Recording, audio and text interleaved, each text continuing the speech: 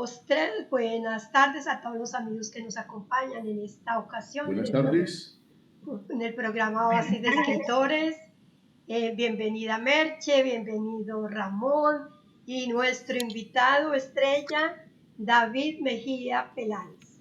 El programa de hoy está dirigido en mi cabeza, Isaura Cardona López. Tenemos a nuestro invitado, un escritor colombiano, filósofo, autodidacta en historia y en antropología, que se ha enamorado de la escritura. ¿Quién mejor que él para que nos hable y nos cuente cómo es la vida de David Mejía, este empresario antioqueño, nacido en Itagüí? Tienes el uso de la palabra, David, y te escuchamos.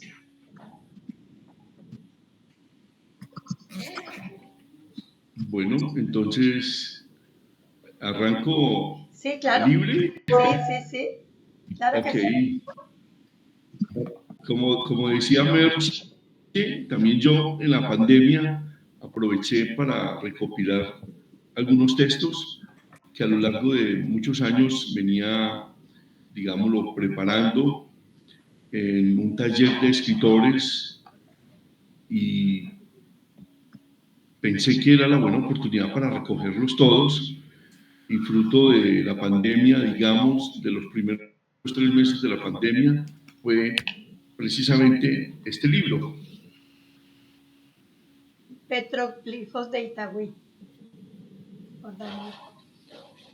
Es una colección de artículos libres, más bien buscando que antropología o historia, aunque son antropología e historia, era como una prueba de ensayo de literatura, digámoslo, que durante los últimos 2 décadas, más o menos, he venido participando de un taller de escritores, o por lo menos durante más o menos 15 años empecé a participar con un grupo de personas de distintas disciplinas alrededor de los libros y de la pasión por leer y escribir, y allí confluíamos distintas profesiones, distintas personas con distintos intereses.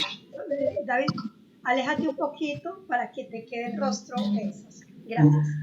Que te quede el rostro completo. Gracias. Eso sí.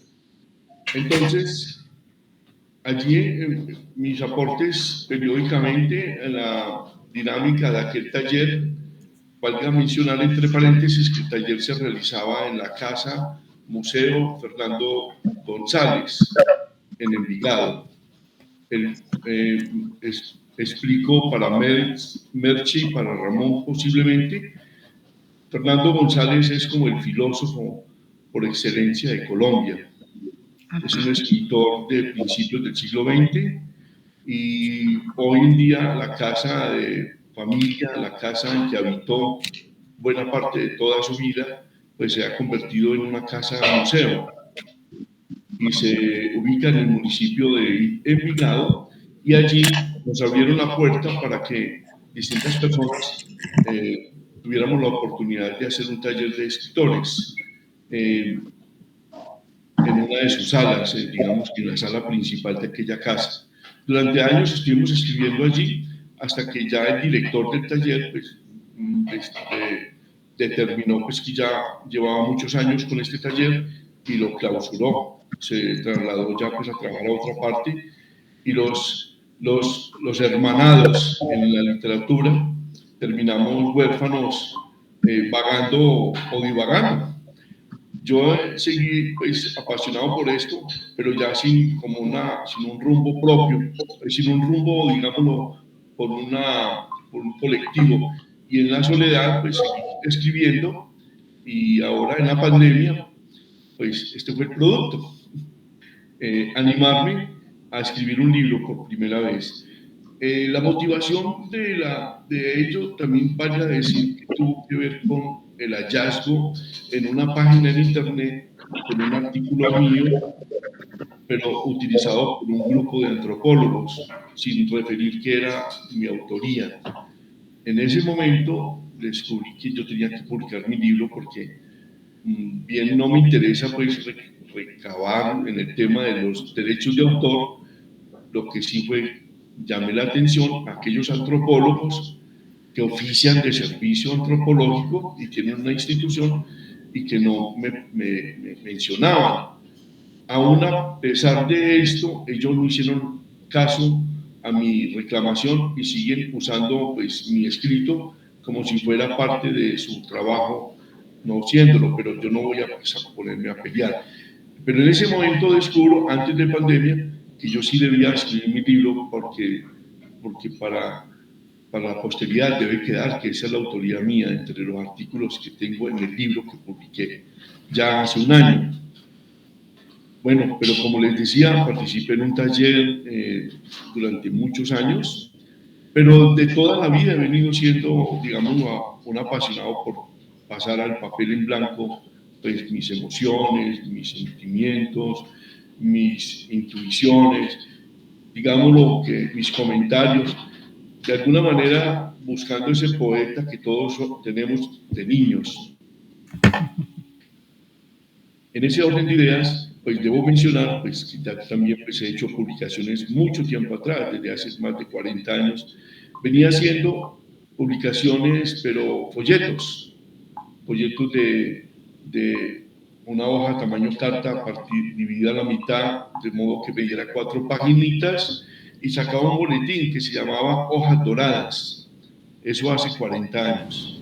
Digamos que ese fue mi primer lanzamiento como a la escritura. Allí se recogían prácticamente poemas y algo de microcrónicas. Posteriormente me vinculé con otras actividades culturales y estuve participando, o mejor, convocando a distintos jóvenes escritores sin mucha audiencia o sin mucha colaboración. Terminé sacando un folleto ya de 24 páginas, más o menos 22 páginas, también media carta, pero escrito pues por ambos lados, edición excelente, y ya saqué un folleto que se volvió serial, también como la primera publicación, que alcanzó las 12 ediciones. De ese, que se llamaba Hojas Doradas, publicaba cada mes ese boletín y se componía de 2.000 ejemplares que yo repartía en los bares, en las tabernas.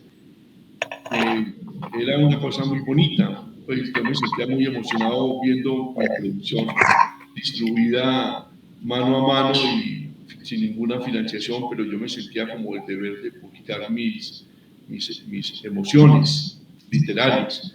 Luego volví, pues como les cuento, y empecé allá un folleto, que ya era un folleto donde yo compilaba artículos sobre el ocio, y yo publicaba sobre el ocio, porque lanzamos en mi pueblo natal, que se llama Itagüí, lanzamos un programa cultural que se llamaba El Día de la Pereza, el Día Mundial de la Pereza. Y yo, para acompañar ese programa, empecé a publicar el folleto, también de 22, 24 páginas, que eran puros textos referidos al ocio creativo, a nivel investigativo, etc. Poemas, cuentos, que tenían que ver como esa exaltación a la creatividad. Posteriormente, ese proyecto terminó después de 3 años, de Días de la Pereza. El programa aún existe, ya va como en la versión 35, 36, hágame el favor. Y yo me desvinculé de ese programa porque se volvió prácticamente un zafarrancho de más bien de borrachera que de exaltación del ocio creativo. Y empecé a escribir ya una serie de crónicas de tipo, algo así como utópicos, eran utópicos sobre mi ciudad, mi pueblo, valga decir para la audiencia, que mi pueblo posa en la historia del país como la primera ciudad proletaria, la primera ciudad industrial de Colombia. Itagüí está al sur de Medellín, que es la capital del departamento de Antioquia, uno de los departamentos más destacados en toda la historia de la historia del país. Y Itagüí, que es mi pueblo natal, donde yo hoy tengo mis raíces, pero no solamente tengo las raíces, sino mi negocio, mi empresa, mi trabajo, donde ocupo prácticamente todo el día de mi vida allí en un almacén, en una actividad que llevo como confeccionista. Empecé a hacer, pues, como estaba diciendo, una especie de folleto que también tuvo 3 ediciones. Se llamaba Dossier, Utopías sobre Itagüí. También me vi abocado a terminarlo porque la soledad, pues no tenía suficientes colaboradores y terminé haciendo un librito sobre utópicos, pero todos escritos por mí, todos con seudónimos. Me volví inventé como 12 alter egos, hágame el favor. Eso se acabó. Ya empecé, fue el taller literario en forma como más estructurado, que se terminó en este libro que se llama ya Petroglifos de Itagüí, como les contaba al principio, gracias a la pandemia, la temporada más feliz para mí. Encerrarme solo a prepararme para atenderme todas las cosas personales, valga decir, vivo solo. Yo nunca había preparado mis alimentos. La pandemia me enseñó a cocinar, me enseñó a cuidar, pues, más en forma mi ropa, mi mantenimiento, el aseo, la higiene, el cuidado físico. Yo nunca he sido deportista, entonces debía hacer actividades físicas en mi casa. Y mientras tanto iba escribiendo petroglifos, hágame el favor. El libro se publicó así. Llevo ya, debo sumar, que ya tengo otra publicación que está en corrección en este momento y refiere de alguna manera sobre lo mismo, historia, antropología, pero ya centrado en un tema específico que se llama patrimonio. Valga decir, Petroglifos es el patrimonio arqueológico más importante que hay en Itagüí. El país, como tal vez lo sepan, el país es extenso, muy extenso, y fue poblado por innumerables pueblos indígenas que prácticamente en la conquista fueron arrasados. Hoy en día sobreviven muchos pueblos indígenas todavía, tal vez más de 50 pueblos indígenas todavía, pero la población indígena en el país hace 500 años era numerosísima. Mucha desapareció. La población que existían, las poblaciones que existían indígenas en Antioquia, mi departamento, pues la mayoría desaparecieron. Pero solamente a partir de la aparición de la ciencia, de la antropología, de la investigación arqueológica, se ha venido explorando las huellas. Y a eso se refiere el libro Los Petroglifos, las huellas indígenas en mi localidad. Digamos que yo hice un barrido a nivel regional, a nivel departamental, pero me he centrado en lo propio, en lo local, en lo local, que es Itagüí, y ahí es donde yo he dirigido, pues, mis flechas investigativas a Itagüí con sus petroglifos, las piedras grabadas por los indígenas, a las que poca atención le ha prestado la sociedad de Itagüí, por supuesto, por la parte oficial, lamentablemente.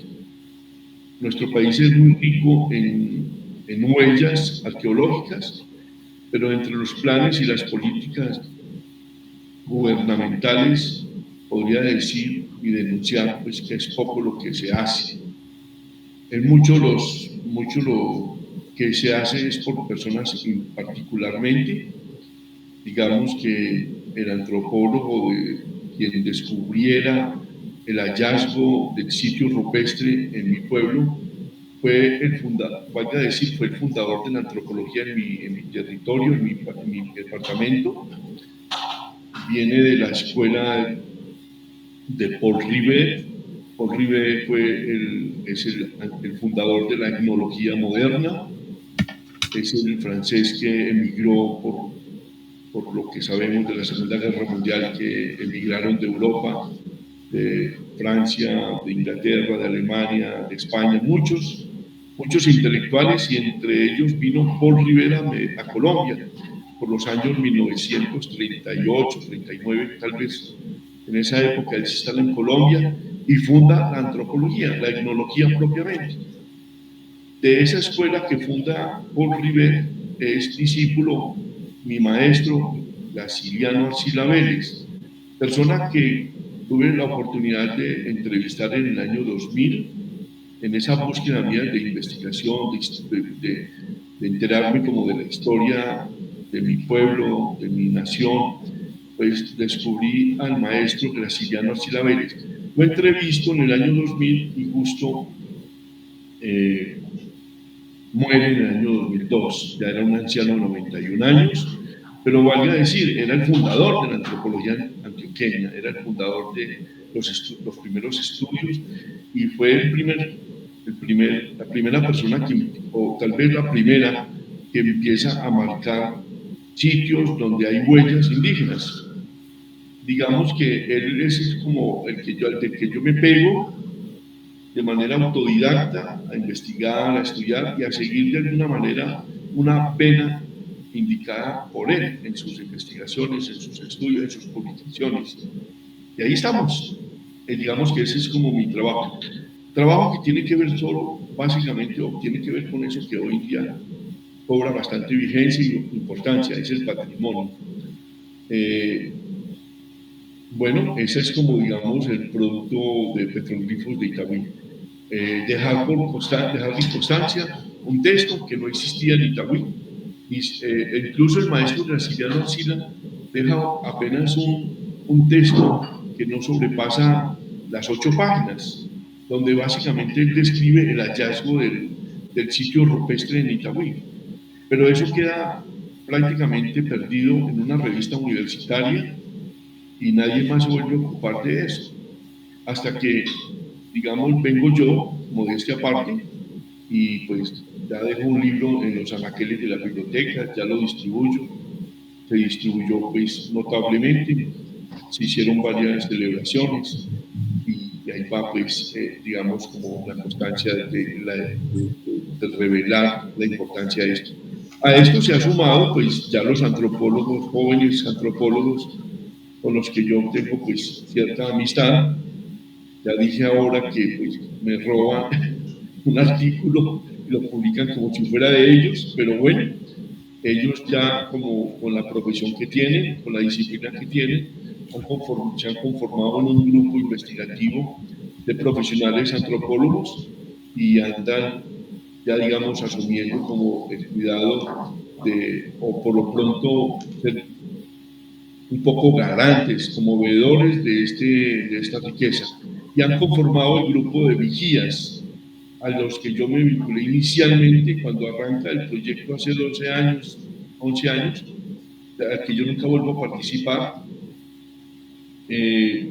Valga decir, paréntesis, yo soy comerciante, soy solitario, ellos, cerremos el paréntesis, ellos son profesionales, ellos son grupo, son comunidad, jóvenes, todos libres, digamos, de obligaciones, entonces les queda más fácil conformarse en un grupo y hacer más presión tal vez.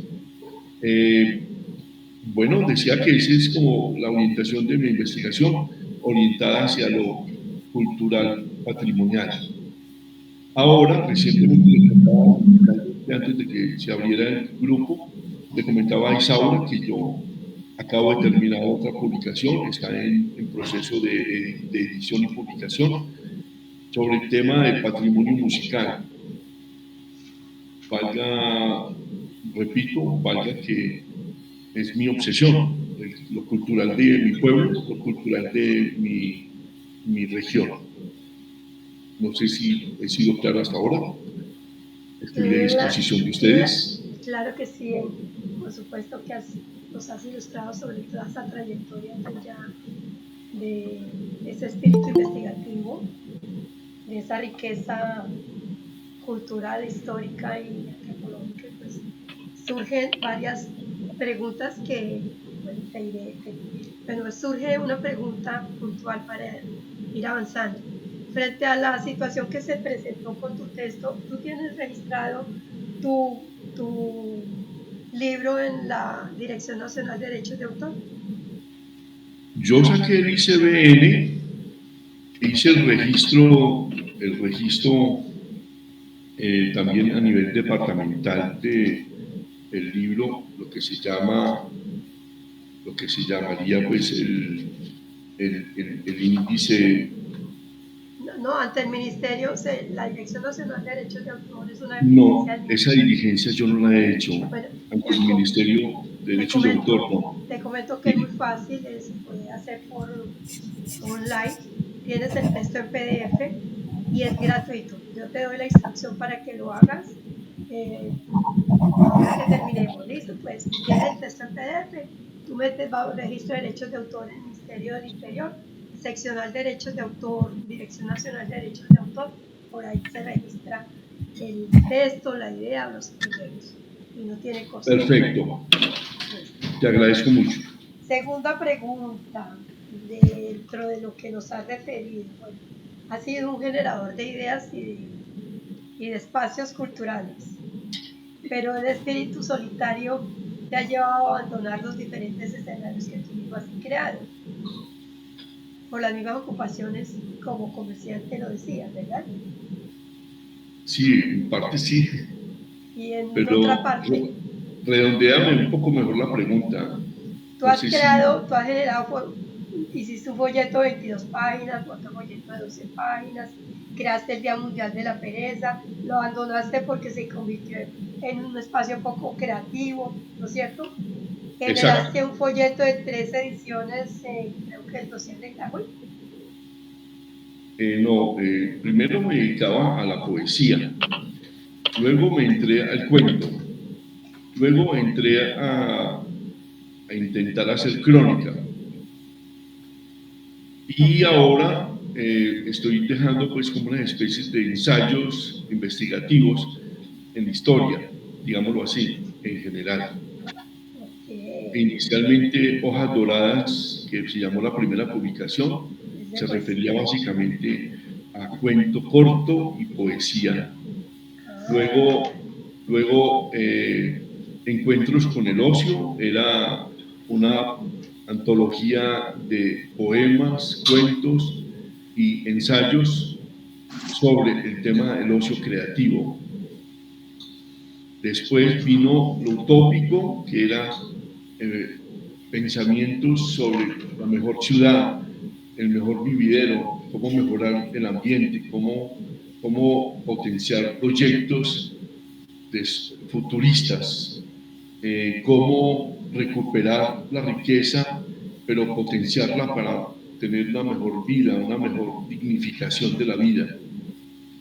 Y ya finalmente fue el ejercicio durante 15 años casi de dedicarme solo a escribir dentro de un colectivo que lamentablemente pues nunca produjo más que pues, el goce y el deleite del grupo en torno a distintos textos libres en los que yo iba como casi que prefigurando lo que se convirtió en libro, donde fui dejando pues algunos textos referidos a ese tema, historia de antropología, pero sobre todo centrado en el tema de arte rupestre. Era el resultado como de mi investigación continua en la investigación del arte rupestre en el mundo, en Latinoamérica o en el mundo básicamente. Tú decías que el maestro Graciliano Arcila fue el que te indujo o sedujo para que pusieras la mirada y el espíritu investigativo en esta línea del arte rupestre. Sí, sabes que pasó una cosa muy especial. Cuando yo llego de mis estudios universitarios en la capital, en Colombia, en Bogotá, yo llego a mi pueblo, como le pasa seguramente a muchos, nos pasa mucho, que volvemos a la tierra natal, al terruño donde nacimos, y nos preguntamos, y aquí qué han escrito sobre el pueblo, qué historia han contado sobre el pueblo. Y me pongo a ver las 2 o 3 monografías que habían y ninguna mencionaba el tema indígena. Nadie mencionaba que aquí había vivido una población indígena, que se conoce como los Vitagüíes. Y me pongo a estudiar eso y nadie tiene referencias al respecto. Ahí es donde caigo en el antropólogo brasiliano, ahí es donde llego a la antropología, que en nuestro medio, en Colombia particularmente, pues son los únicos, los antropólogos, los que se han preocupado como por los pueblos indígenas, los pueblos originarios. Pero entonces referido solo estrictamente en el inicio a mi pueblo, a mi terruño. Yo estoy localizado en una comarca que se conoce como Valle de Aburrá, que es un valle pequeño, estrecho, acaso en la parte más amplia, acaso 5 kilómetros de ancho, acaso, y de largo, algo así como 20 kilómetros de largo. Ese lo llaman valle y se llama Valle de Aburrá, y ahí está, en ese lugar, se ubican 10 ciudades que ya están conurbanizadas, ya se han unido, ya no hay como frontera distinguible propiamente de una ciudad a la otra, pero son municipalidades autónomas con su propio consejo político, su propio alcalde. Son lugares que hoy en día deberíamos decir, esto debía desaparecer, estas divisiones debían desaparecer, porque ya la conurbación nos volvió solo un nicho, solo suelo, una sola ciudadanía. Pero volviendo, me inicio en esta investigación es porque cuando llego de mis estudios universitarios en la capital, llego a mi pueblo de nuevo después de 6 años por fuera, llego y me pongo a investigar qué hay escrito, qué se ha dicho, qué se ha escrito sobre mi pueblo natal, y veo que el tema de lo aborigen, de lo nativo, de lo ancestral, no hay nada. Entonces, así como que me concentro en ese tema, y ahí es donde descubro a Graciliano Arcila, el padre de la antropología antioqueña. Primero, entonces, termino concentrándome básicamente en ese tema. En ese sentido, Graciliano es mi maestro, digámoslo así. Aunque yo nunca fui discípulo de él, valga decir, soy discípulo de sus textos, valga decirlo. De sus enseñanzas. Dijiste que habías escrito cuentos, que hiciste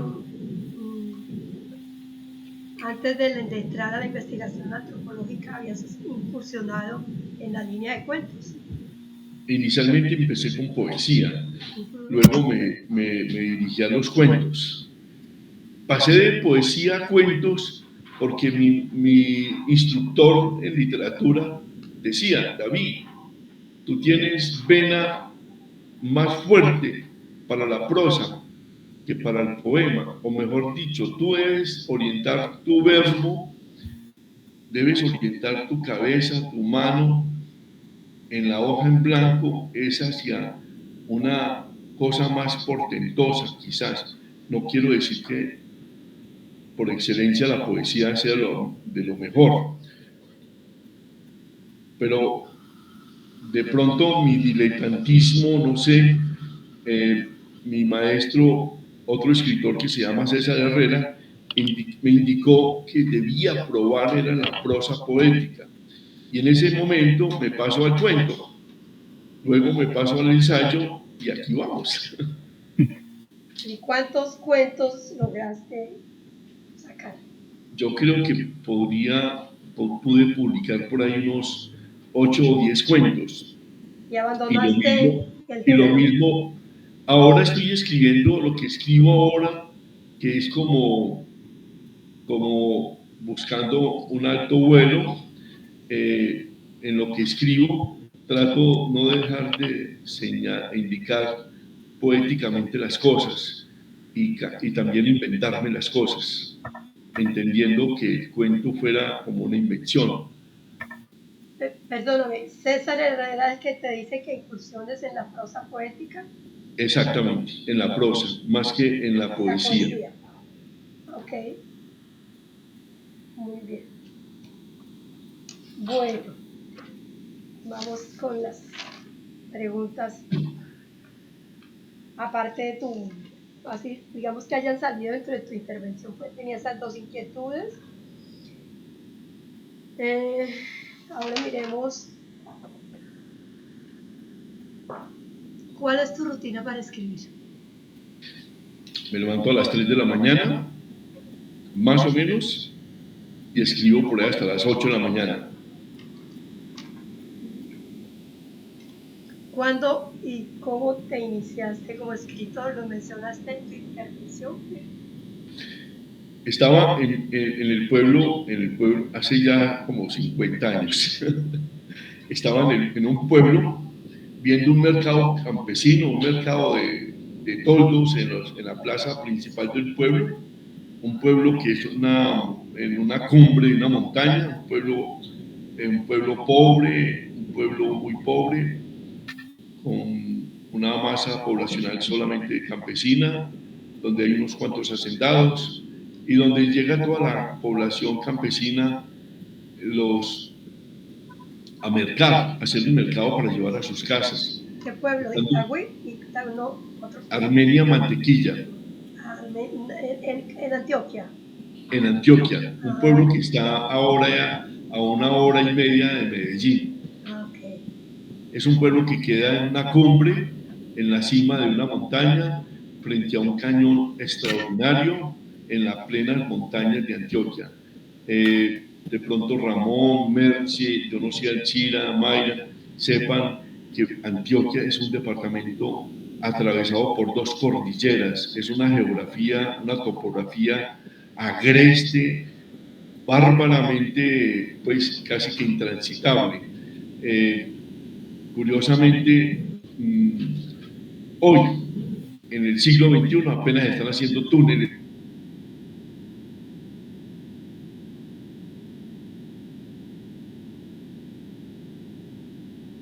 ¿Qué pasó? ¿Qué pasó? ¿Qué pasó? ¿Qué pasó?